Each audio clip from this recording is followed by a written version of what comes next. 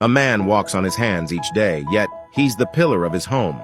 At 23, Xiao Xie was born disabled, unable to walk. His mother gave birth to his sister when he was 7, and she too had congenital cataracts. While their parents were alive, things were manageable, but fate often targets the already burdened. At 12, their parents passed away one after the other. From then on, to ease his grandparents' load, Xiao Xi started to learn to walk on his hands and do farm work.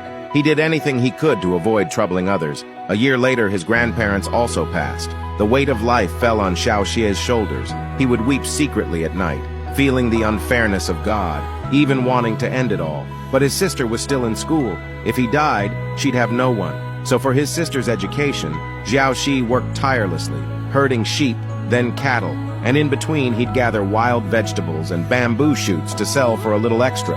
After herding, he'd collect branches for cooking and heating in winter.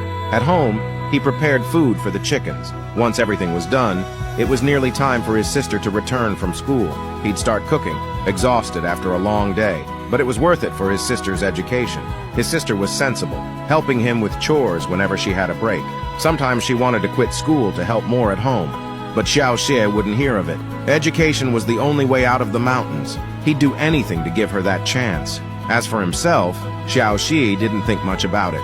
Just being alive was enough for him.